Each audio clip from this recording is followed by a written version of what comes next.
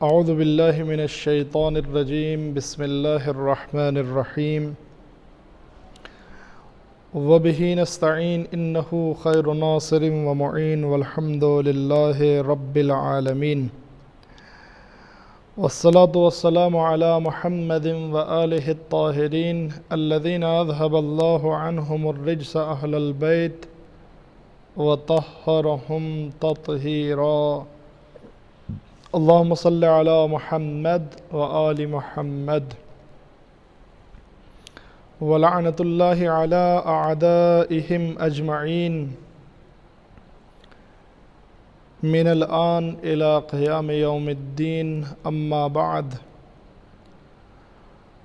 فقد قال اللہ تبارک وتعالی فی کتابہ المبین وہو اصدق القائلین وقولہ الحق بسم اللہ الرحمن الرحیم من المؤمنین رجال صدقوا ما عاہدوا اللہ علیہ فمنہم من قضى نحبہ ومنہم من ينتظر وما بدلوا تبدیلا صلوات محمد وعلی محمد اللہم صلی علی محمد وعلی محمد عزیزان محترم، سامعین کرام، نوجوانان عزیز، بزرگان قوم و ملت، خمسہ مجالس کربلا کے بعد سجاد کا جہاد، اس خمسہ مجالس کی آج پہلی مجلس میں خطاب کرنے کے لیے میں آپ کی خدمت میں حاضر ہوا ہوں۔ جیسا کہ عنوان سے واضح ہے، ہم کو اس خمسے میں یعنی ان 5 مجلسوں میں امام سجاد علیہ السلام کی سیرت کے بارے میں جاننا ہے اور اس کو سمجھ کر اس کے مطابق عمل کرنا ہے، اور ممکن ہے کہ بہت سارے پہلے سے ہماری فکریں بنی ہوئی ہوں امام سجاد کے بارے میں جو کہ بہت صحیح نہ ہوں یا بہت اچھی نہ ہوں، ان کا بھی ان مجلسوں کے ذریعے بعض فکروں کا خاتمہ یا بعض فکروں کو صحیح کیا جا سکتا ہے۔ قرآن مجید کی جو آیت میں نے آپ کی خدمت میں تلاوت کی ہے، سورہ احزاب کی آیت نمبر 23 ہے، آیت نمبر 23، ارشاد ہوتا ہے من المؤمنین رجال، مؤمنین میں سے کچھ ایسے لوگ ہیں، مومنین میں سے کچھ ایسے لوگ ہیں، صدقوا ما عاہدوا اللہ علیہ، جنہوں نے اللہ سے کیا ہوا وعدہ پورا کر دیا۔ یعنی کچھ لوگوں نے وعدے کو پورا کر دیا ہے، اور اس کے بعد ارشاد ہوتا ہے فَمِنْهُمْ مَنْ قَضَى نَحْبَهُ، جنہوں نے وعدہ پورا کیا ہے ان میں سے کچھ جام شہادت نوش کر چکے ہیں، ان کا وقت ہو چکا ہے۔ وَمِنْهُمْ مَنْ يَنْتَظِرُ، لیکن کچھ ایسے ہیں کہ جو انتظار کر رہے ہیں کہ ان کو کب یہ موقع ملے، کب جو ہے وہ اللہ کی راہ میں قربان ہونے کا، اللہ کی راہ میں ایثار کا، اللہ کی راہ میں جان دینے کا موقع ان کو نصیب ہو، وہ انتظار کر رہے ہیں۔ وہاں بدلو تبدیلا، اور کوئی تبدیلی نہیں ہوئی ہے، کسی چیز میں تبدیلی واقع نہیں ہوئی ہے، یعنی نہ ان کا ارادہ بدلا ہے انتظار کرنے کی وجہ سے، اور نہ ہی ان کو جو اجر ملنے والا ہے، ثواب ملنے والا ہے، اس میں کوئی تبدیلی آئی ہے۔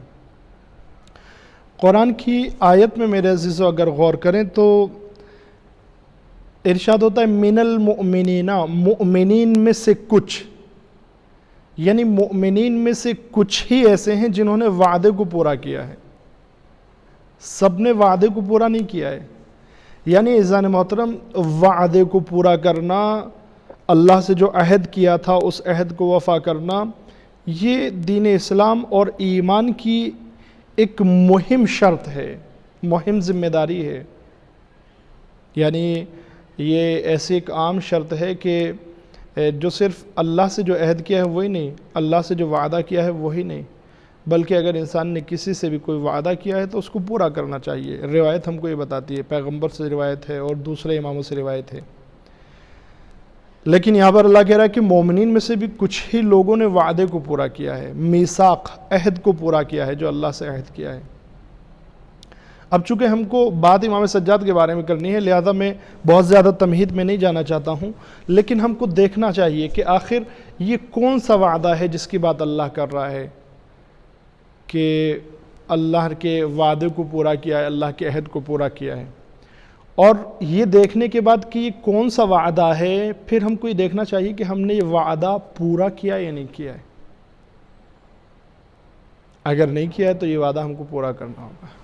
اب قرآن مجید میں بہت سارے وعدوں کی طرف اشارہ ہے۔ مثال کے طور پر ایک جگہ پر جو ہے وہ اشارہ ہوتا ہے کہ ہم نے بنی اسرائیل سے عہد لیا، وَعَهِدْنَا إِلَىٰ بَنِي إِسْرَائِيلَ، ہم نے بنی اسرائیل سے عہد لیا کہ اللہ کے علاوہ کسی اور کی عبادت نہ کریں اور والدین کے ساتھ نیکی کریں۔ لہذا دو عہد تو یہ ہیں، اللہ کے علاوہ کسی اور کی نہیں، یعنی توحید، صرف اللہ کو ماننا ہے۔ ایک یہ عہد ہے اللہ کی عبادت میں، نمبر ایک کسی کو شریک نہیں کرنا ہے، یعنی شریک نہ کرنے کے معنی ایسا تو نہیں ہوتا ہے ہر انسان جو ہے وہ کہے کہ ایک اللہ وہ ہے اور اس کے علاوہ 4-5 خدا اور ہیں جن کی عبادت کی جا سکتی ہے۔ نہیں، مسلمان تو ایسا نہیں کہتے ہیں، اللہ وہی ہے۔ اس کے باوجود بھی پھر بھی ہم کو خیال رکھنا ہے، نہ صرف یہ کہ دوسرے خدا کو شریک نہیں کرنا ہے اس کی عبادت میں، ریاکاری بھی شامل نہیں ہونی چاہیے۔ ریاکاری جو ہے وہ خود ایک چھوٹا شرک ہے۔ لہذا ایک عہد یہ ہے، ایک عہد اور وعدہ یہ ہے کہ اللہ کی عبادت کریں، صرف اللہ کے ساتھ کسی کو شریک قرار نہ دے، اور دوسرے کے والدین کا احترام کریں۔ میں نے عرض کیا کہ مجھے یہاں پر وعدے میں زیادہ نہیں جانا ہے کہ اللہ سے وعدہ کیا کیا ہے، لیکن اللہ کہہ رہا ہے کہ مومنین میں سے کچھ لوگوں نے عہد کو وفا کیا ہے، جو وعدہ ہم سے کیا تھا اس کو پورا کیا ہے۔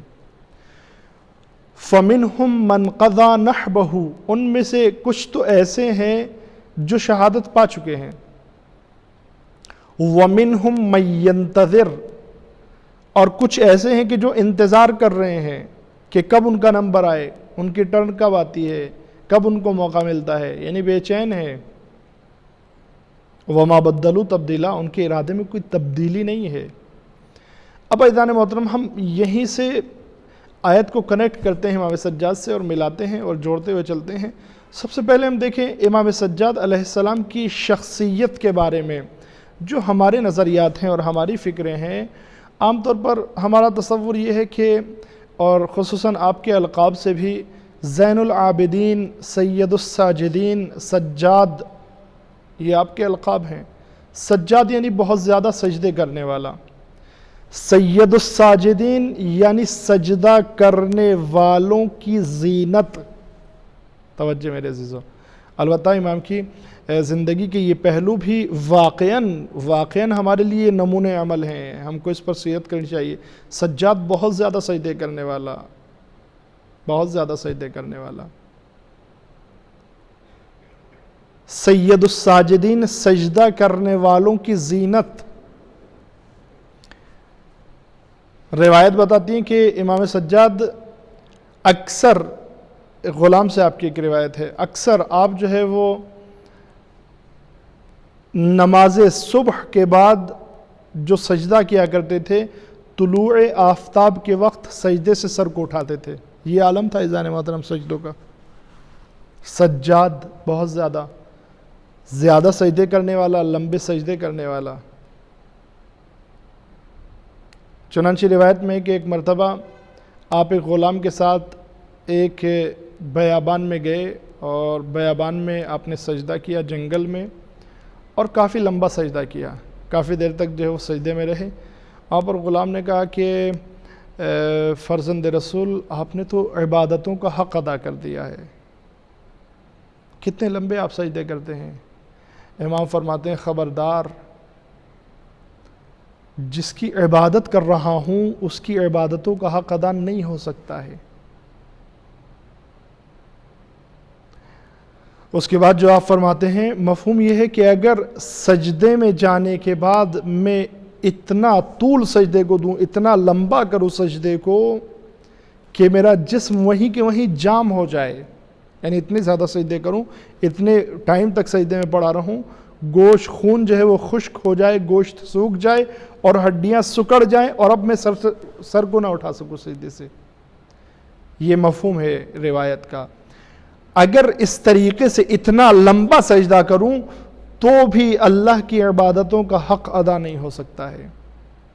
عبادتوں کا حق تو کیا، سجدے میں جو ذکر پڑھ رہا ہوں گا اس کا حق بھی ادا نہیں ہو سکتا ہے، اس لیے کہ جیسے جیسے میں ذکر ادا کرتا چلا جاؤں گا ویسے ویسے ذکر ادا کرنے کے لیے مجھے زبان کی ضرورت پڑے گی جو اللہ کی دی ہوئی ہے، ہونٹوں کی ضرورت پڑے گی جو اللہ کے دیے ہوئے ہیں، بولنے کی طاقت کی ضرورت پڑے گی جو اللہ کی دی ہوئی ہے، سانس کی ضرورت پڑے گی جو اللہ کی دیے ہوئے، لہذا میں اس کا حق ادا نہیں ہو سکتا ہے، شکر ادا نہیں ہو سکتا ہے اس کا، اگر صرف شکر ادا کرنا چاہوں تو اس کا شکر ادا نہیں ہو سکتا ہے۔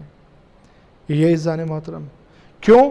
اس لیے کہ شکر ادا کرنے کے لیے جو زبان، جو سانس انسان لے رہا ہے وہ بھی اللہ دے رہا ہے، لہذا اگر گزشتہ نعمت کا شکریہ ادا کر دیں، پھر سے جب تک شکر ادا کریں گے ایک نعمت پھر سے آ جائے گی۔ اس کو میرے عزیزو زندگی میں آپ ایسے محسوس کریں، میرے جوانوں، میرے بزرگوں اور میرے دوستوں، آج اس کو ہم اچھی طرح سے محسوس کر سکتے ہیں۔ آج جو ہے ہم پیسے کے ذریعے سے ہم سانس نہیں خرید سکتے ہیں، آج عالم یہ ہو گیا ہے، یعنی کورونا جو ہے ہم کو اس موڑ پر اور اس رخ پر لے آیا ہے، آج ہم پیسے کے ذریعے سے سانس نہیں خرید سکتے ہیں، پیسے کے ذریعے سے آکسیجن لینے کے لیے جائیں نہیں ملتا ہے، ہاسپٹل میں جائیں جگہ نہیں ہے، خدا نہ خواستہ کسی کو وینٹیلیٹر کی ضرورت پڑ جائے جگہ نہیں ہے، وینٹیلیٹر خالی نہیں ہے، کسی کو آئسولیٹ ہونا ہو جگہ نہیں ہے، پریشانیاں ہیں، آکسیجن کی ضرورت ہے، لائنیں لگی ہوئی ہیں، باہر تڑپ رہے ہیں لوگ، پیسے میں پیسہ دے کر آکسیجن لینا چاہتے ہیں لیکن نہیں مل رہا ہے، نہیں مل رہا ہے، پیسہ دے کر نہیں مل رہا ہے۔ عزیزان محترم، کبھی تصور کریں خدا نہ خواستہ کبھی کسی مریض کو لے جانا پڑے، میں یہ نہیں کہہ رہا ہوں کہ کوئی اپنے عزیز کو لے کر جائے، کسی کا عزیز بیمار ہو، خدا نہ خواستہ نہیں، اللہ تعالیٰ عابد بیمار کے صدقے میں تمام بیماروں کو شفا عنایت کرے، لیکن عزیزان محترم اگر کبھی گزرنا ہو، اگر کبھی جانا ہو، یا آپ ڈاکٹر ہیں تو اور اچھی طرح سے اس کو سمجھ سکتے ہیں، یا والنٹیئر ہیں، خدمت کر رہے ہیں مریضوں کی آج کے ٹائم میں، آپ دیکھیں کس طرح سے آکسیجن کی ضرورت ہے، سانس لینے کے لیے پریشان ہے، پیسہ دے کر آکسیجن خریدنا ہے، وینٹیلیٹر پر چلے گئے تو اور زیادہ مہنگا ہے، لیکن اس کے لیے پیسہ دے رہے ہیں، کوئی حرج نہیں ہے، انسان کو اپنی جان بچانا واجب ہے، یہ تمام چیزیں، تمام احتیاطیں کرنا ہے، ضروری ہے، جتنے پیسے میں ہو لینا ہے ہم کو، لیکن عزیزان محترم اس کے پہلے اگر نہیں سوچا ہے تو کم سے کم اس وقت اور اس کے بعد ضرور سوچے کہ آخر یہ سانس جو اللہ تعالی ہم کو دے رہا ہے بغیر کسی پیسے کے، اس کی کتنی قیمت ہے کہ ہم چاہ کر پیسے کے ذریعے بھی آج خریدنے کے لیے پریشان ہیں۔ اور پھر وہ لوگ جو صحت مند ہیں، جو تندرست ہیں، وہ اللہ کا شکر ادا کریں، یعنی ہم کو شکر ادا کرنا چاہیے، مجھے شکر ادا کرنا چاہیے، خدایا تیرا شکر ہے، تیری اس کھلی ہوئی فضا میں اتنی اچھی سانس لے رہا ہوں فری میں کہ جس کو آج جو ہے وہ ہزاروں روپیے دے کر جو ہے وہ انسان نہیں لے پا رہا ہے۔ لہذا میرے عزیزو یہ خود ایک سانس، یہی ایک بڑی نعمت ہے، برابر چل رہی ہے، یہی ایک بڑی نعمت ہے میرے عزیزو۔ اگر یہیں سے ہم کاؤنٹ کرنے لگیں اور امام سجاد علیہ السلام نے جو تھیوری ہم کو بتائی ہے، جو آپ نے بتایا ہے کہ اگر میں سجدے میں پڑا ایسا ہو جاؤں کہ میرا خون خشک ہو جائے، میرا گوشت جو ہے وہ سوکھ جائے اور ہڈیاں جام ہو جائیں اور میں سجدے میں سے سر نہ اٹھا سکوں، اس طریقے سے میرا بدن ہو جائے تو بھی اللہ کا شکر ادا نہیں ہوگا۔ کیوں؟ اس لیے کہ سجدے میں جو ذکر پڑھ رہا ہوں گا اس کے لیے برابر ضرورت ہے سانس لینے کی، وہ اللہ کی طرف سے، بولنے کی وہ اللہ کی طرف سے، ہونٹوں اور زبان کو ہلانے کی وہ اللہ کی طرف سے ہے، یہ سب اللہ کی طرف سے ہے۔ اسی طریقے سے میرے عزیزو اگر ہم بھی سوچیں اپنی زندگی میں، اگر اللہ کی آج سے، ابھی سے آج سے میرے عزیزو دقت سے سنیں، دھیان دیں، ابھی تک جو ہونا تھا وہ ہو چکا، جتنی کوتاہیاں ہم سے ہونی تھی وہ ہو چکی، جو غفلتیں ہونا تھی ہو چکے، جو گناہ ہم سے سرزد ہو گئے وہ ہو چکے، ہم نے انجام دے دیے۔ اللہ تعالی ہم سب کو نیک توفیق عنایت فرمائے اور گناہوں سے دور رہنے کی توفیق دے انشاءاللہ۔ اگر آج سے اور ابھی سے صرف ایک نعمت کا شکریہ ادا کرنا چاہوں میں یا آپ میں سے کوئی بھی، صرف ایک نعمت کا، باقی نعمتیں تو چھوڑیے، میرے دونوں ہاتھ سلامت ہیں یہ ایک الگ نعمت ہے، میرا سر سلامت ہے یہ ایک الگ نعمت ہے، میرے دونوں پیر صحیح ہیں الحمدللہ یہ ایک الگ نعمت ہے، میری پوری باڈی جو ہے وہ سلامت ہے یہ ایک الگ نعمت ہے۔ مثال کے طور پر کسی انسان کا قد اچھا ہے وہ ایک الگ نعمت ہے، کسی کے بال اچھے ہیں وہ ایک الگ نعمت ہے، کسی کا ناک نقشہ اور چہرہ اچھا ہے خوبصورت ہے یہ ایک الگ نعمت ہے، کسی کا رنگ اچھا ہے یہ ایک الگ نعمت ہے۔ اب یہاں سے نکلے کسی کے پاس بہترین مکان ہے یہ الگ نعمت ہے، بہترین کار ہے وہ الگ نعمت ہے، بہترین گھر والے ہیں، بچے اللہ نے دیے ہیں، ماں باپ صحیح و سالم ہیں، یہ ساری الگ نعمتیں ہیں۔ کھانے کے لیے اچھا ہے یہ الگ نعمت ہے، جہاں پر رہتے ہیں وہاں پر موسم اچھا ہے یہ الگ نعمت ہے۔ میں ان تمام نعمتوں کی بات نہیں کر رہا ہوں، اگر آج اور ابھی سے صرف ایک نعمت کا شکریہ ادا کرنا شروع کر دیں تب بھی جو ہے وہ مرتے دم تک، اگر صرف اسی نعمت کا شکریہ ادا کرتے رہیں مرتے دم تک، آخری بار اس نعمت کا شکریہ ادا کرنا رہ جائے گا۔ البتہ یہ الگ بحث ہے کہ ہم جس انداز سے ہم شکریہ ادا کریں گے وہ اس نعمت کے برابر ہوگا یا نہیں، قطعاً نہیں ہوگا، یا اس نعمت کے لیے کافی ہوگا یا نہیں ہو سکتا ہے۔ لیکن اگر صرف کاؤنٹنگ کے اعتبار سے اگر ہم شکریہ ادا کرنا چاہیں تو بھی نہیں کر سکتے۔ کیسے؟ وہ نعمت کیا ہے؟ بولنے کی طاقت یہ الگ نعمت میرے عزیزو، اس کی بات نہیں کر رہا ہوں۔ سونگنے کی طاقت الگ نعمت، سننے کی طاقت الگ نعمت، ان تمام کی بات نہیں۔ یہ جو سانس مجھے آ رہا ہے، یہ جو سانس میں لے رہا ہوں، اگر میں آج سے ہر سانس، چونکہ ہر سانس ایک الگ نعمت ہے میرے عزیزو، توجہ فرمائیں، ہر سانس ایک الگ نعمت ہے،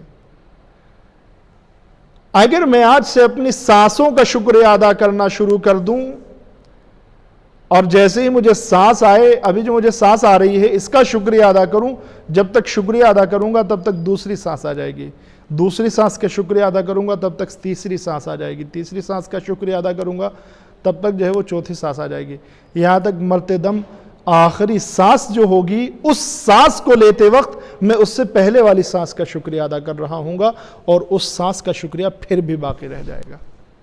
غور فرمایا آپ نے میرے عزیزو؟ یعنی اگر ہم اپنی تمام ہمتوں، قوتوں اور محنتوں کو لگا کر ایک نعمت کا شکریہ ادا کرنا چاہیں تو نہیں کر سکتے ہیں مکمل زندگی میں، آخر میں پھر بھی ایک سانس باقی رہ جائے گی۔ اور میرے عزیزو جب کہ ہم شکریہ صرف ایک لفظ شکریہ کے ذریعے یا الحمدللہ کے ذریعے یا کسی ایک لفظ کے ذریعے سے اس کا شکریہ ادا کر رہے ہیں، فرض ایسا کیا ہے، ہم کتنے بے بس ہیں میرے عزیزو۔ اللہ کی قدرت کو پہچانیں، اللہ کی طاقت اور قوت کو پہچانیں، معصومین کے ذریعے پہچانیں۔ امام نے تھیوری دی، نہیں ہو سکتا ہے، اس کی عبادت کا حق ادا نہیں ہو سکتا ہے، اس کی عبادت کا حق ادا نہیں ہو سکتا ہے۔ لہذا میرے عزیزو میں عرض کر رہا تھا کہ امام کے سجدے یقیناً ہمارے لیے نمونے عمل ہیں، یقیناً ہمارے لیے نمونے عمل ہیں۔ آپ کا لقب سجاد ہے، آپ کا لقب سید الساجدین ہے۔ اگر دنیا میں 1 کروڑ لوگ مثال کے طور پر سجدے کرنے والے مل جائیں جن کے بارے میں قرآن یہ کہے سیماہم فی وجوہہم من اثر السجود، قرآن مجید کی آیت ہے کہ یہ ایسے لوگ ہیں، ایسے مومن ہیں کہ جن کے ایمان کی نشانیاں ان کے چہروں پر سجدے کے نشان کی وجہ سے نظر آ رہے ہیں۔ یعنی سجدے کا نشان سے مطلب صرف یہ نہیں کہ سجدگاہ رگڑی اور نشان پڑ گیا، نہیں، باقاعدہ نور نظر آ رہا ہے اس سجدے کے نشان سے جو ان کے با ایمان ہونے کی دلیل ہے۔ اگر پوری کائنات میں 1 کروڑ 2 کروڑ 10 کروڑ لوگ اس طرح کے مل جائیں اور سب کے سب ایک ساتھ اکٹھا ہو جائیں تو ان سب کا اگر کوئی سردار ہے تو وہ امام زین العابدین علیہ السلام ہے، سید الساجدین، زین العابدین۔ عابدین کی زینت، عبادت کرنے والوں کی زینت. یعنی میرے عزیزوں مختصر الفاظ میں یوں کہوں کہ اگر ملائکہ عبادت کرتے ہیں اور عبادت کرنے والے ہیں، عابد یعنی عبادت کرنے والا، عابدین یعنی عبادت کرنے والے، اگر ملائکہ عبادت کرنے والے ہیں تمام ملائکہ تو ان کی زینت امام سجاد ہیں. اگر فرشتے عبادت کرنے والے ہیں تو ان کی زینت امام سجاد ہیں. اگر جنات عبادت کرنے والے ہیں تو ان کی زینت امام سجاد ہیں. اگر انسان عبادت کرنے والے ہیں تو ان کی زینت امام سجاد ہیں. اگر انبیاء علیہم السلام عبادت کرنے والے ہیں تو ان کی زینت امام سجاد ہے. یہ عزیزان محترم یہ مقام ہے میں جو آپ کی خدمت میں عرض کر رہا ہوں. یقیناً امام کی زندگی کا یہ پہلو، یہ حصہ ہمارے لیے نمونہ عمل ہے، لیکن ہم کو ایک اس سے مہم حصے کی طرف جانا ہے، ایک بہت عظیم حصے کی طرف جانا ہے امام کے ہم کو. اب آپ نے امام کی عبادتوں کا عالم دیکھا. میں آپ کی خدمت میں ایک مثال پیش کرتا ہوں اور پھر سمجھیں عبادتیں، امام زین العابدین کی عبادت اور مولا کائنات کی عبادت، اور خود امام سجاد کی نظر میں کیا مقام ہے آپ کی عبادت کا. امام سجاد علیہ السلام درخت لگاتے ہیں، باغ ہے اس میں درخت لگاتے ہیں اور ہر درخت کے نیچے 2 رکعت نماز پڑھتے ہیں. یہ آپ کی سیرت ہے. کھیتی کیا کرتے تھے، درخت لگاتے تھے، درخت کے نیچے جاتے تھے اور جانے کے بعد 2 رکعت نماز پڑھتے تھے. اللہ کی عبادت بھی ہوتی تھی، برکت بھی حاصل ہوتی تھی درخت میں. اور یہ ہمارے لیے نمونہ عمل بھی ہے کہ جب ہم کسی کام کا آغاز کریں تو اللہ کی عبادت سے کریں، نماز سے کریں. آپ جو ہے وہ درخت کے نیچے نماز پڑھ رہی تھی کہ اتنے میں امام باقر علیہ السلام آئے، صلی اللہ علیہ محمد وعلی محمد. جب چوتھے امام کی نماز تمام ہوئی تو آپ کے فرزند 5ویں امام نے آپ سے کہا بابا جان آپ کتنی عبادتیں کرتے ہیں، ماشاءاللہ آپ تو بہت عبادت کرتے ہیں، آپ بہت عبادت کرتے ہیں بابا جان. اب عزیزان محترم یہاں پر اندازہ لگائیں امام سجاد کیا جملہ فرماتے ہیں. اللہ اکبر. ہم نے امام کے صرف اسی پہلو کو دیکھا ہے، لیکن خود امام کیا کہہ رہے ہیں. امام کے القاب اپنی جگہ پر ہیں. سجاد بہت زیادہ سجدے کرنے والا، سید الساجدین سجدہ کرنے والوں کی زینت، زین العابدین عبادت کرنے والوں کی زینت، یہ تمام القاب ایک جگہ پر. لیکن خود امام کیا فرماتے ہیں؟ جب 5ویں امام نے کہا بابا آپ تو بہت زیادہ نمازیں پڑھتے ہیں، بہت زیادہ عبادت کرتے ہیں، تو فرماتے ہیں میرے بیٹے میں کیا عبادت کرتا ہوں، عبادت تو میرے دادا علی مرتضیٰ کیا کرتے تھے. میرے دادا علی مرتضیٰ عبادت کیا کرتے تھے. اب عزیزان محترم یہاں سے آپ اندازہ لگا سکتے ہیں کہ امام علی علیہ السلام کی عبادتوں کا کیا عالم ہوگا.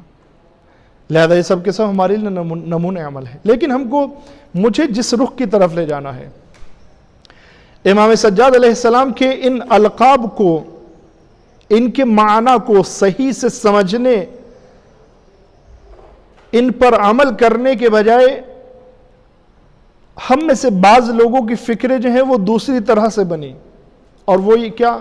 وہ یہ کہ ہمارا خیال ایسا ہوا کہ امام سجاد علیہ السلام نے صرف جو ہے وہ نمازیں پڑھی ہیں، امام سجاد نے صرف سجدے کیے ہیں، امام سجاد نے صرف مسجد میں بیٹھ کر دعائیں مانگی ہیں، امام سجاد صرف کونے میں بیٹھے رہے ہیں، امام سجاد نے کبھی حکومت کا مقابلہ نہیں کیا ہے، امام سجاد نے سیاسی ایکٹیویٹیز نہیں کی ہیں.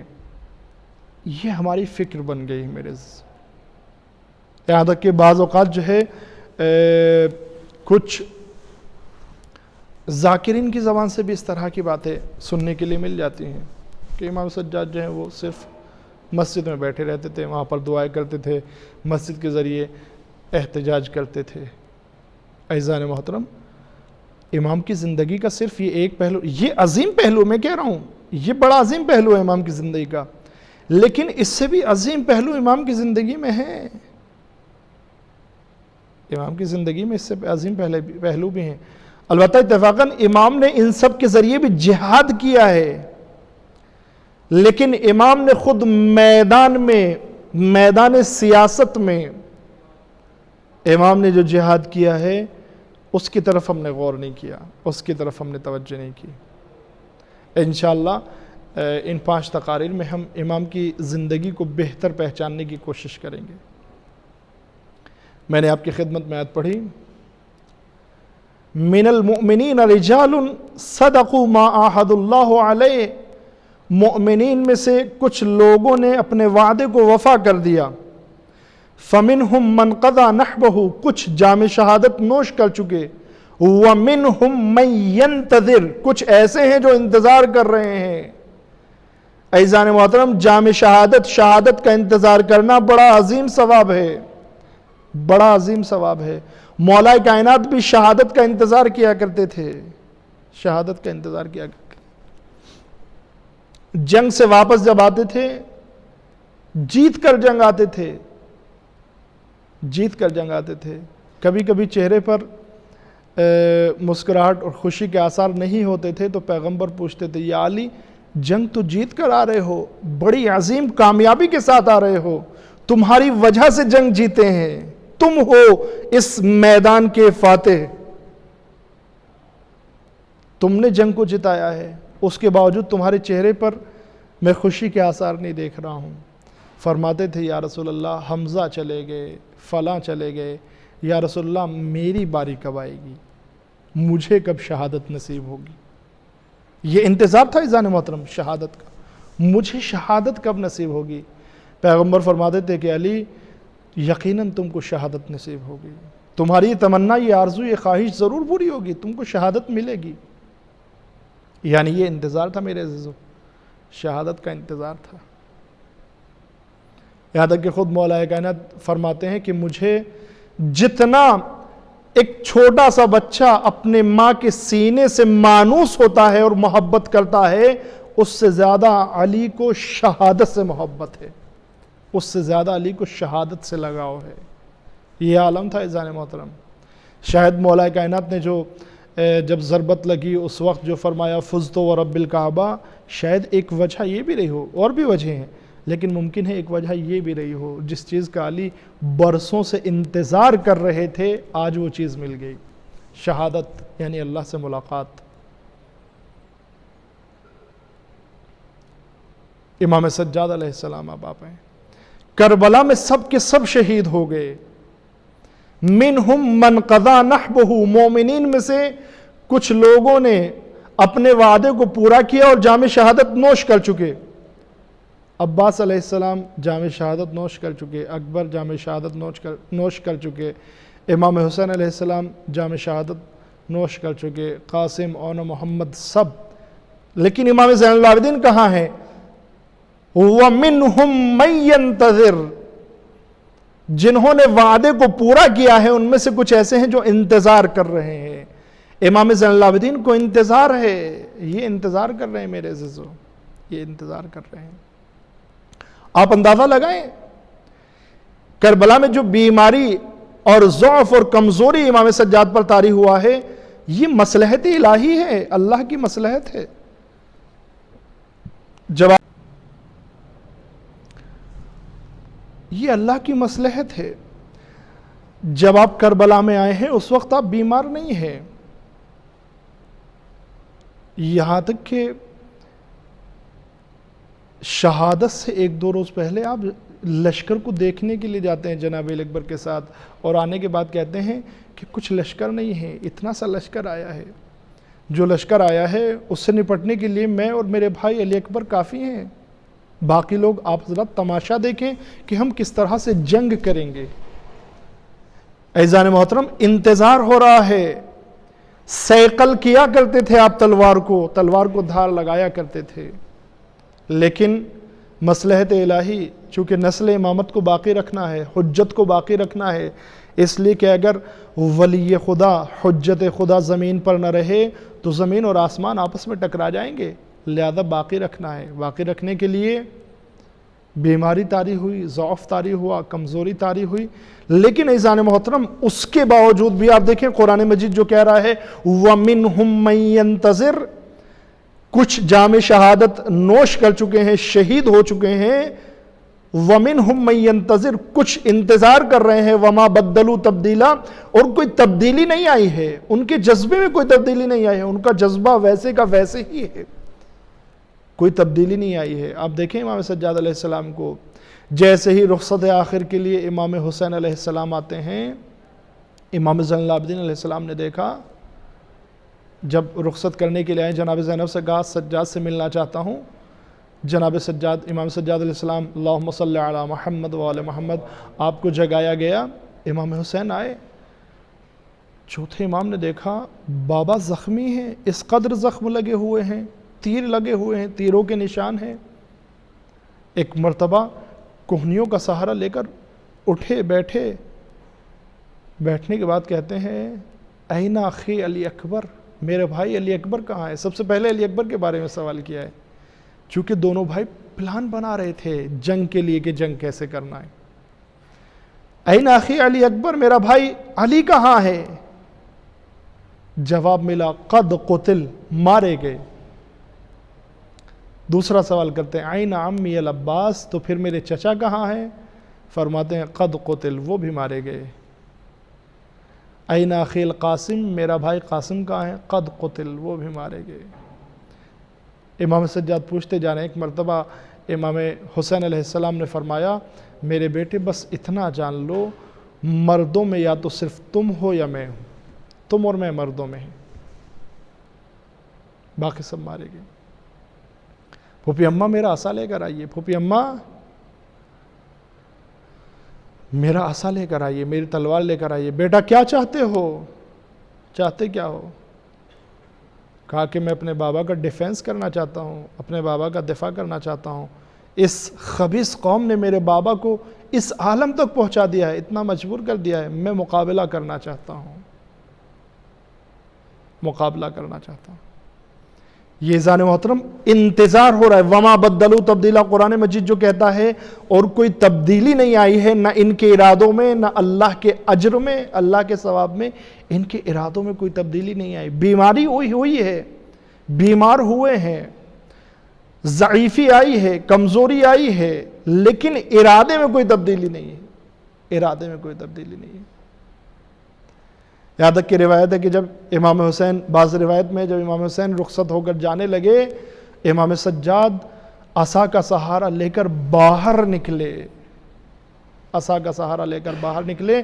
امام حسین نے، یہاں پر روایت بتاتی ہے جناب کلثوم کا آواز تھی، اے میری بہن کلثوم اس جوان کو روک لو، زین العابدین کو روک لو، کہیں ایسا نہ ہو کہ نسل محمد اس دنیا سے ختم ہو جائے، روک لو۔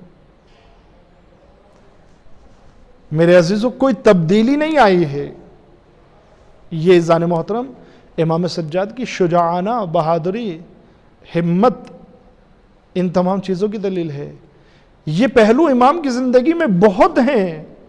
ہم نے جو تصور امام کے بارے میں بنایا ہے وہ یہ کہ امام صرف مسجد میں بیٹھے رہے، صرف دعائیں کرتے رہے۔ وہ دعائیں بھی ایک بڑا جہاد تھا، وہ دعائیں بھی تعلیم اور معرفت سے بھری ہوئی تھی، وہ دعائیں بھی مکمل ایک نظام ہے۔ کاش کہ ہم انہی کو پڑھ لیں، لیکن ہماری صرف ایک فکر ہے، ہم نے ان دعاؤں کو بھی نہیں پڑھا ہے، ہم نے ان دعاؤں کو بھی نہیں پڑھا ہے، ہم نے اس سیرت پر بھی عمل نہیں کیا ہے، صرف ایک فکر بن گئی ہے۔ عزیزان محترم امام نے یہیں سے مورچہ سنبھالا ہے۔ کہا بیٹا تم آرام کرو، اسرار امامت تمہارے حوالے ہیں، اس کے بعد یہ بیبیاں تمہارے حوالے ہیں، تمہارے حوالے ہیں یہ سب کچھ۔ اور عزیزان محترم وہاں پر امامت کا احترام بھی کیا تھا،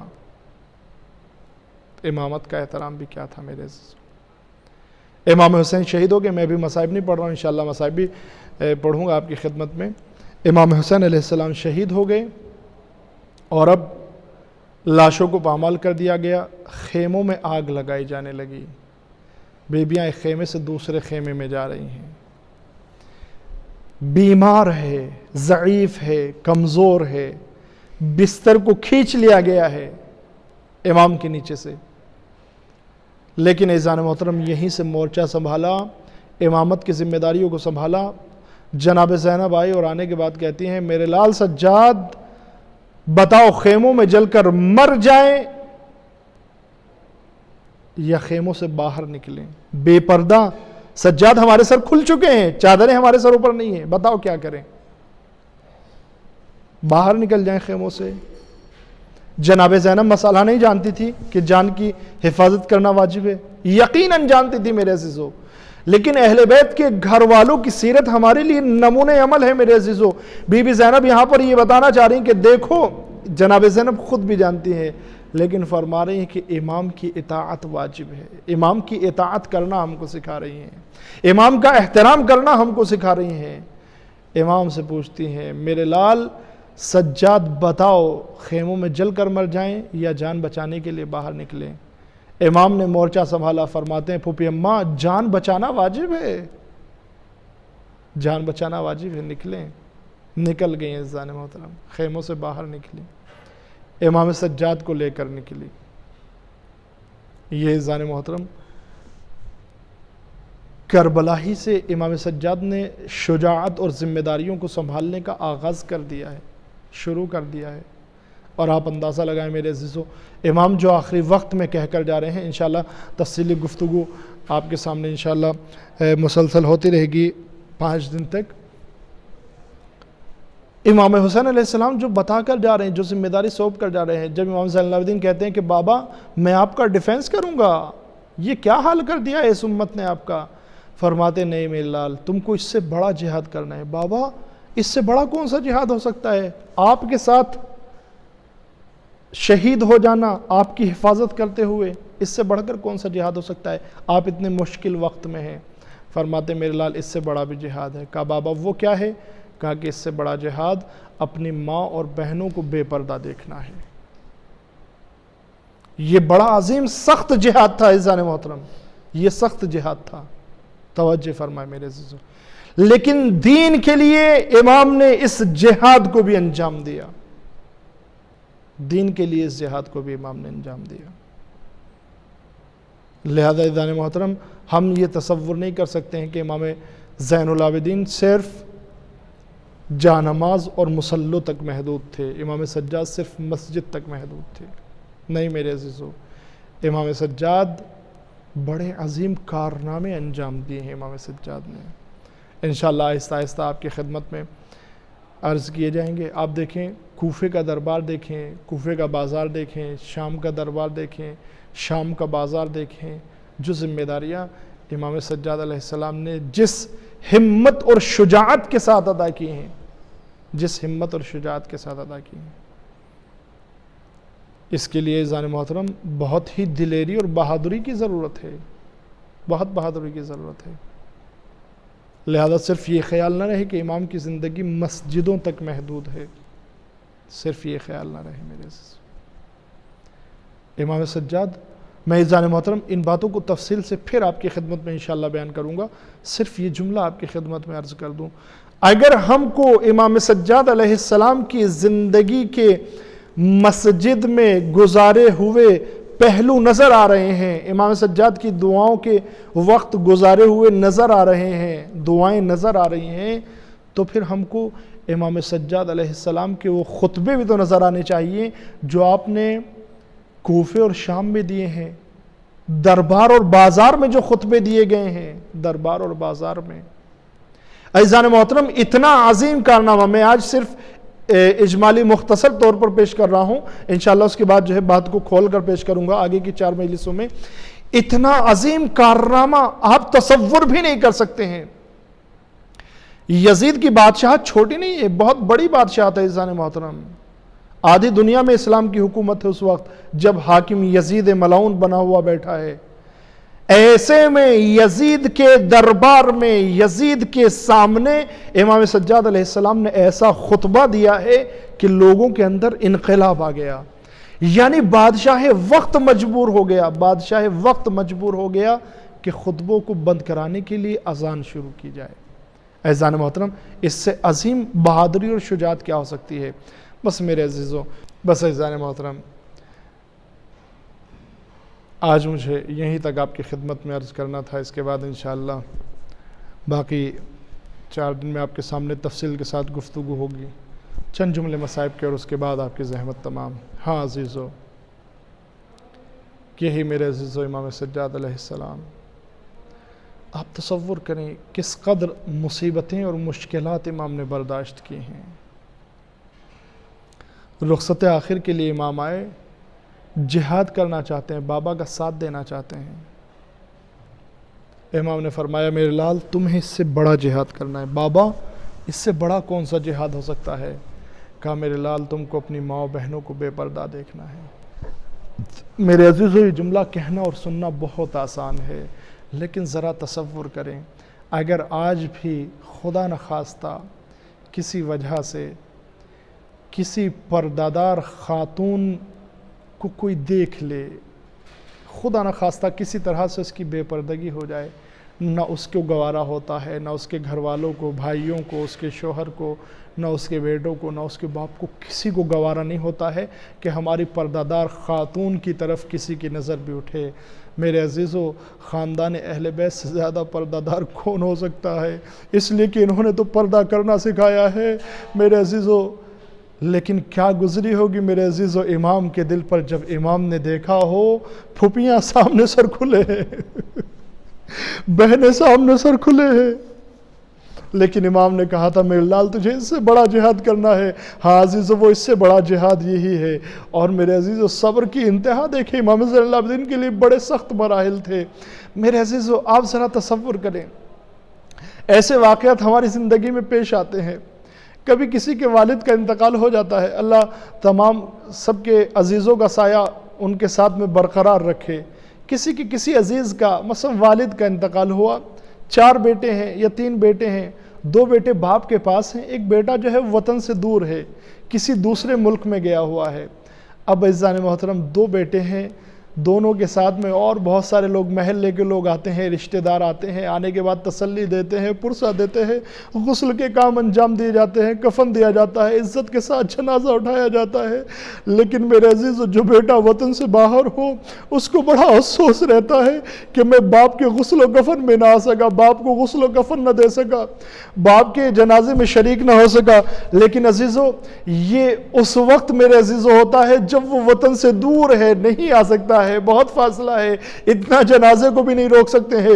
اس کے باوجود، ان مجبوریوں کے باوجود میرے عزیزو یہ کیفیت ہوتی ہے، دور ہونے کے باوجود۔ اب ذرا اندازہ لگائیں سجاد کے دل کی کیا کیفیت ہوگی جب بوڑھے باپ کا جنازہ سامنے پڑا ہوگا، لیکن سجاد اتنا مجبور، ہاتھوں میں ہتھکڑیاں ہے، پیروں میں بیڑیاں ہے، کمر میں لنگر ہے، گلے میں خاردار توق ہے، باپ کا جنازہ سامنے پڑا ہے، قافلے کو قیدی بنا کر گزارا جا رہا ہے، لیکن امام سجاد کفن نہیں دے سکتے ہیں۔ ایک مرتبہ چہرے کا رنگ پیلا پڑ گیا، جناب زینب نے اپنے آپ کو اونٹنی سے سواری سے نیچے گرایا۔ امام سجاد نے پوچھا پھوپھی اماں آپ نے یہ کیا کیا، خود کو نیچے کیوں گرا دیا؟ ایک مرتبہ جناب زینب کھڑی ہو کر کہتی ہے اے میرے لال سجاد اب مردوں میں صرف تم ہمارا سہارا ہو، صرف تم ہمارے ساتھ ہو۔ میرے لال یہ کیا دیکھ رہی ہوں، تیرے چہرے کا رنگ پیلا پڑا جا رہا ہے، اے میرے لال کیا تو بھی ہمیں چھوڑ کر چلا جائے گا؟ امام سجاد نے فرمایا اے پھوپھی اماں مجھے جینے کا سہارا تو بتا دیجئے۔ اے پھوپھی اماں جس کے باپ کا جنازہ بے غور پڑا ہو اور بیٹا اتنا مجبور ہو کہ باپ کو کفن بھی نہ دے سکے، اے اماں وہ زندہ رہ کر کیا کرے گا؟ انا للہ و انا الیہ راجعون۔ سیعلم الذین ظلموا ای منقلب ینقلبون۔ خدا بحق زہرا و ابیہا و بعلہا و بنیہا معبود، 4 معصومین کا واسطہ، شہداء کربلا کا واسطہ، معبود امام زمانہ کے ظہور میں تعجیل فرما، ہمیں ان کے انصار آوان میں شمار فرما۔ معبود جہاں جہاں بچیاں کرار ان کی جان مال عزت آبرو کی حفاظت فرما، جو پریشان ان کی پریشانی کو دور فرما، جو بے روزگار ان کو روزگار عنایت فرما، جو مقروض ان کے قرض کو خزانہ غیب سے عنایت فرما۔ خدایا کورونا وائرس کا جلد از جلد خاتمہ فرما، اپنے تمام بندوں خصوصاً مومنین اور مسلمین کو اس وبا سے نجات عنایت فرما۔ امام زمانہ کی ظہور میں تعجیل فرما، ہمیں ان کے انصار آوان میں شمار فرما۔ ربنا تقبل منا انک انت السمیع العلیم۔